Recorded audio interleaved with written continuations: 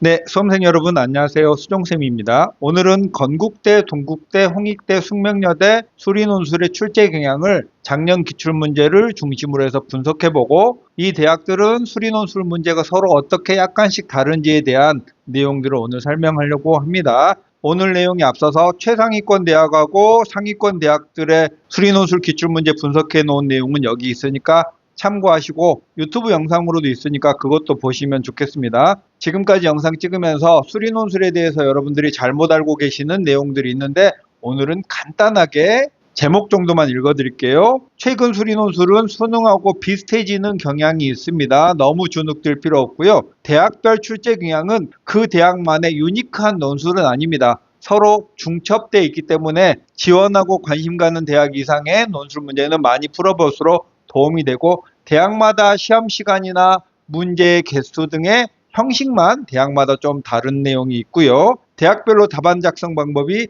다르지 않습니다. 그냥 수학은 수학일 뿐이고요. 우리한테 딱 맞는 대학을 찾는 것은 별로 의미가 없습니다. 대략적인 큰 틀에서 우리 학생이 준비하고 공부했던 과목과 출제 범위의 일치성만 찾으면 될 것 같고요. 각 대학별 난도보다는 그 대학에 지원하는 학생의 수준이 더 중요합니다. 그래서 여러분이 그 대학의 지원자의 수준에 맞는지를 따져보는 게 중요합니다. 그러면 지금부터 건동, 홍숙 4개 대학의 출제 경향을 여러 면에서 분석해 볼게요. 일단 시험 형식은 건국대는 건대 자연계열 일반과 건대 KU 자유전공으로 나눠지면서 일단 100분의 시험을 봅니다.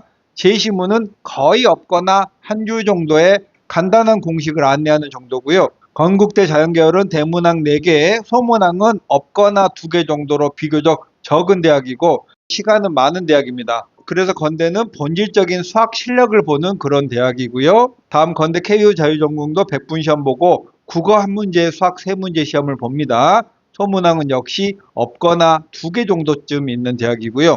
홍대가 시험 시간이 120분으로 제일 긴데 제시문이 새로운 정의를 제시하거나 우리가 알고 있는 수학의 이론을 장황하게 비하인드 스토리를 설명하는 형식으로 되어 있고 대문항 3개, 소문항이 각각 4개 또는 5개로 전체적으로는 10서너 문항 정도 되는 굉장히 많은 문제를 풀어야 되는데 그 소문항 하나하나로 보면은 답안을 길게 쓸 필요는 없는 그런 대학이고 동국대는 90분이고 제시문은 수학 이론이나 공식들을 간단하게 제시하는 형태고 대문항 3개에 역시 소문항이 재작년 이전까지는 많지 않은 그런 형태였다가 작년에 유독 소문항이 한 4개 정도로 늘어났고 그렇게 올해도 늘어날지는 올해 모의 논술을 봐야 할 것 같습니다. 숙명여대 100분이고요. 수학 이론하고 공식을 제시하고 숙명여대는 어쩔 때는 홍대처럼 새로운 정의나 이론을 제시할 때도 있어요. 대문항 3개, 소문항 각각 2개니까 전체 6문제 정도를 푸는 그런 대학입니다.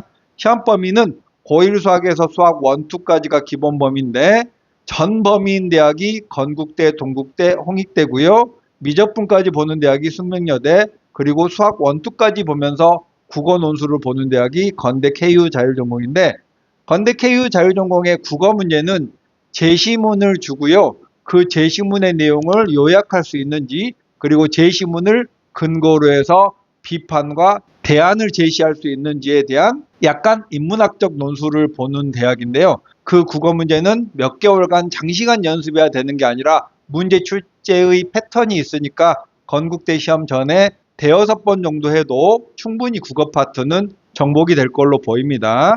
다음 단원별 출제 비중은 작년 기출 문제를 중심으로 분석했는데요. 건국대는 수학2 미적분 확률과 통계에서 작년에 출제를 했고 재작년에는 확통 대신 기하를 출제했습니다. 네 문제를 출제하니까 확률과 통계나 기하는 선택적으로 낼 수 있고 확통이나 기하를 즐겨 출제하는 대학은 아닙니다. 수학원, 수학2 미적분이 중심축이라고 볼 수 있고 확통이나 기하는 낸다면 가볍게 하나 정도 출제할 수 있는 대학이다. 저는 개인적으로 확통이나 기하의 출제 가능성은 높지 않다라고 봅니다. 건국대 KU 자율전공은 고1 수학, 수학원, 수학2까지가 시험 범위이고 실제로 여기서 수능적인 계산 문제로 어렵지 않게 출제를 했고요. 홍대는 미적 확통 기하를 고르게 출제합니다. 매년 이 출제의 비중이나 난도는 좀 달라지지만 최근에는 확통 기하는 그렇게 어렵게 출제하지는 않았고 미적분을 내면 조금 더 난도가 어렵게 출제하고요. 동국대는 어디를 출제할지 모르는 대학입니다. 작년에는 확통이 빠졌지만 재작년에 확률과 통계 문제를 냈다가 오류가 나와서 작년에는 출제 안 했지만 올해는 낸다고 생각하고 준비를 하면 되겠고요. 숙명여대는 고1 수학부터 미적분까지 고르게 출제를 합니다. 자, 그럼 이 대학들의 논술 스타일은 어떠냐면 정통 논술형이 이렇게 5가지 정도의 분류가 있어요. 여기에 있는 내용들이나 제목들은 제가 그냥 임의로 분류해 놓은 거예요. 제시문 해석형이 있고요. 제시문의 내용이 길고 방대하면서 문제 자체가 제시문의 내용을 이해하고 제시문의 설명대로 적용할 수 있느냐를 물어본 거고, 학생들이 가장 난해해하는 문제가 이런 스타일이고요. 수능 심화형은 수능의 고난도 문항과 비슷하게 출제를 하는 거고요. 직관적인 생각은 해서 문제를 풀 수 있지만 그걸 표현하는 게 굉장히 어려운 그런 문제 유형이라고 보겠고, 수능 계산형은 그냥 여러분이 공부하는 수능 문제와 거의 비슷한 개념과 문제풀이 방식을 따르는 그런 형의 문제입니다. 수험생들이 보기에 가장 편안한 형태라고 볼 수 있겠죠. 이렇게 해서 건국대는 정통 논술형 문제, 수능 심화형 문제, 수능 계산형 문제가 이 정도의 비중으로 놓여져 있고, 건대 문제는 수능과는 조금 결은 다릅니다. 그래서 수학의 여러 가지 도구들을 잘 이용해서 주어진 문제에서 식을 뽑아낼 수 있느냐, 이런 걸 물어보는 약간 수학 실력을 정석적으로 물어보는 그런 형태라고 볼 수 있겠고, KU자율전공은 최근에 신설한 전형인데요. 완벽하게 수능 계산형 문제로 난도도 높지 않았습니다. 합격컷도 매우 높을 걸로 예상이 되고, 동국대는 수능 심화형 문제를 더 선호합니다. 수능의 개념적인 내용을 조금 더 깊숙이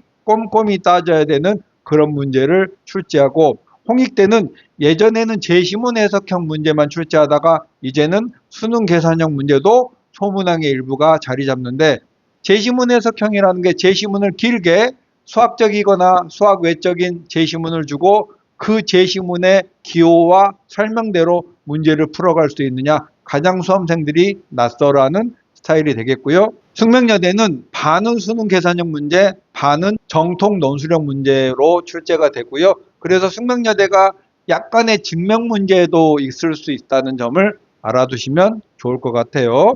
자, 이 대학들의 난도는 어떠냐면 연세대의 난도를 100으로 볼 때의 상대적인 난도입니다. 건국대가 40, 대부분 40 정도쯤에 있고요. 숙명여대가 그거보다 살짝 쉬운데 대신 증명 문제가 포함되어 있다는 점이 살짝 어려운 점이라고 할 수 있겠죠.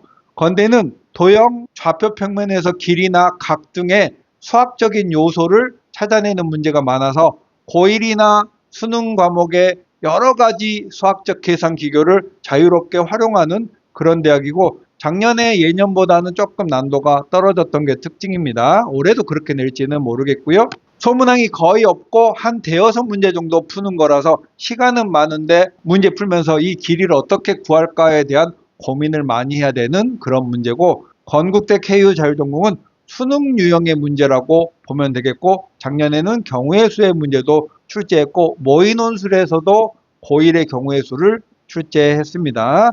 홍익대는 제시문 해석형 문제고 문항수가 굉장히 많고요. 긴 제시문을 이해하는 문장 이해력이 좋아야 됩니다. 그래서 국어적인 능력이 꽤 많이 필요한 대학이고 가장 문제 유형이 낯선 그런 형태고요. 동국대는 그동안은 소문항이 좀 없는 확통, 기하, 미적분에서 수학적인 이론을 적용하는 그런 문제가 출제되다가 최근에는 기하, 확통은 내지만 내신형으로 정직한 개념 문제를 출제합니다. 그리고 내용은 정말 기본 정도로 쉬웠고요. 미적분은 좀 복잡하게 수능적인 계산이나 조금 더 나아가면 고난도 문제 유형에 가깝게 출제를 하고 있어요. 숙명여대는 건동홍숙 중에 가장 쉬운 수준이고 전통적이면서 논술 증명 문제도 포함됩니다. 무엇임을 보이시오, 이렇게 출제를 하는 대학이고요. 이화여대랑 매년 난도가 어려웠다 쉬웠다에 엎치락 뒤치락을 하는 대학이라고 볼 수 있고요.